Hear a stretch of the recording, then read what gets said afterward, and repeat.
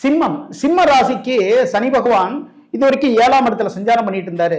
இப்போ 7ஆம் இடத்திலிருந்து 8ஆம் இடத்திற்கு பயிற்சியாக போகின்றார். 8ஆம் இடம் தான் பாத்தீங்கன்னா தேவையில்லாத வீண் வம்பு வழக்குகள், தேவையில்லாத தொந்தரவுகள், உடல் சம்பந்தமான சில பிரச்சனைகள் இதெல்லாம் வரத்துக்கான வாய்ப்புகள் இருக்கு.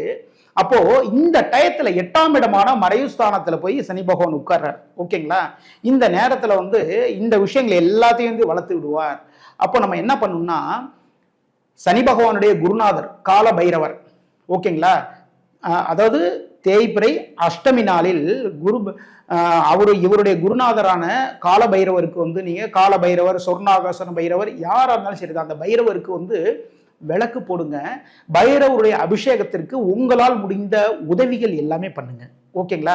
அதே மாதிரி அதே மாதிரி நாய்களுக்கு, அதாவது டாகுக்கு உங்களால் முடிஞ்ச அளவுக்கு உணவுகள் கொடுங்க. ஒன்றும் பண்ண முடியலங்க, அதுக்காக ஃபுட்டெல்லாம் ரெடி பண்ண முடியாது அப்படின்னா பிஸ்கட் பாக்கெட் வாங்கி போடுங்க. ரொம்ப ரொம்ப சிறப்பு. அப்போ சனி பகவானுடைய குருநாதருக்கு நீங்க இந்த விஷயங்கள் எல்லாமே பண்ண என்ன நடக்கும் அப்படின்னா, வம்பு வழக்குகள், கோர்ட்டு கேஸ், உடல் சம்பந்தமான பிரச்சனை, மன சம்பந்தமான பிரச்சனை இதுல இருந்து தாராளமாக உங்களை ரிலீஸ் பண்ணி விடுவார் சனி பகவான். ஓகே, இது இவருடைய விஷயங்களை எல்லாமே நல்லது பண்ணிட்டு இருக்காரு. அப்போ நல்ல விஷயங்களை இவருக்கு கொடுக்கலாம், பிரச்சனைகள் கொடுக்கக்கூடாது, பிரச்சனைகளை குறைத்து கொள்ளலாம் அப்படின்னு நினைப்பாரு. ஓகேங்களா? அப்போ நம்ம என்ன பண்ணணும், ஏதோ ஒரு பிரச்சனை அப்படின்னு வச்சுக்கோங்களேன், தாராளமா விட்டு கொடுத்துட்டு போயிட்டே இருங்க. ஓகேப்பா நீயே ஜெயிச்ச மாதிரி வச்சுக்கோ அப்படி சொல்லுவோம் இல்லைங்களா, அது மாதிரி விட்டு கொடுத்துருங்க. இல்ல இதுல நான் தான் நிப்பேன் அப்படி சொல்லி சிம்மராசிக்காரங்க நின்னீங்கன்னு வச்சுக்கோங்களேன், அங்கதான் பாத்தீங்கன்னா அந்த பிரச்சனைகள் சாதாரண பிரச்சனை இருக்கிறது கோர்ட் வரைக்கும் போயிடும். சரிங்களா? அதனால கவனமா இருந்துக்கோங்க. சாலைகளில் பயணம் செய்யும்போது கவனமா இருந்துக்கோங்க. அதே மாதிரி ஏதாவது உடல் சம்பந்தமான பிரச்சனைகள் இருந்தால் உடனுக்குடன் கவனித்துக் கொள்ளுங்கள் சிம்மராசிக்காரர்கள். ஓகேங்களா?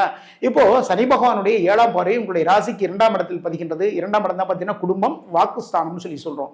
அப்போ குடும்ப நபர்கள்ட்ட உண்மையாக நடந்து கொள்ளுங்கள். எந்தவித ஒளிவு மறைவு இல்லாம உங்களுடைய வாழ்க்கை துணைவர்கிட்ட, வீட்டில் இருக்கிற குழந்தைகிட்ட அவங்களுக்கு வாக்குகள் கொடுக்காதீங்க. அப்போ வாக்கு கொடுக்க மாதிரி இருந்தோம்னா அதை நிறைவேற்றக்கூடிய வாக்குகளா தாராளமா கொடுங்க. ஓகேங்களா?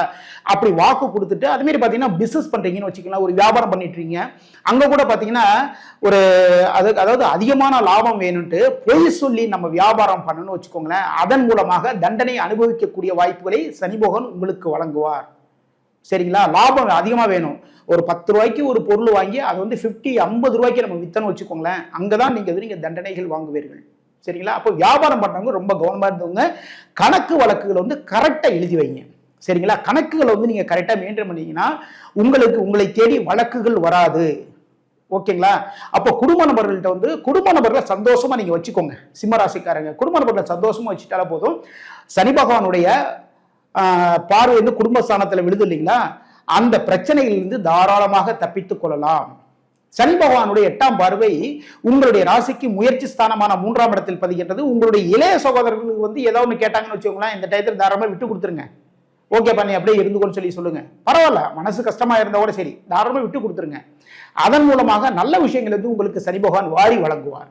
முயற்சிகள் எந்த விஷயமா இருந்தாலும் சரிதான், முயற்சிகள் தீவிர முயற்சிகள் வேண்டும். உங்களுடைய அனைத்து காரியங்கள் தீவிர முயற்சி வேணும். ஒரு டைம் போய் பார்த்தோம் அதோட முடிச்சிடும் அப்படி கிடையவே கிடையாது. இவங்க கரெக்டா முயற்சி பண்றாங்களா, ஏதோ ஒரு டைம் பண்ணோம் பேசணும் முடிஞ்சு போச்சு அப்படின்னு இல்லாம கரெக்டா முயற்சி பண்ணிட்டு இருக்காரா அப்படிங்கிற விஷயத்த சனி பகவானுடைய பார்வை முயற்சி ஸ்தானத்தில் விழுகின்றது.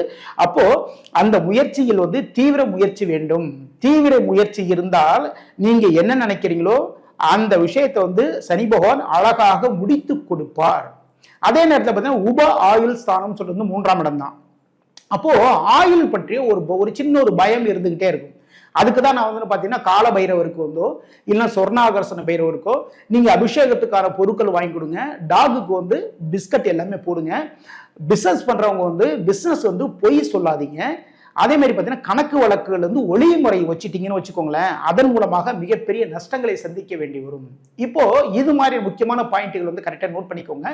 நோட் பண்ணிட்டு நீங்க அதை கரெக்டாக ஃபாலோ பண்ணீங்கன்னா சனி பயிற்சியின் மூலமாக எந்த விதமான சிக்கல்களிலிருந்து நீங்க விடுபடலாம். அதுக்கப்புறம் பாருங்க எல்லா நாளும் உங்களுக்கு சக்சஸான நாளாகவே மாறும்.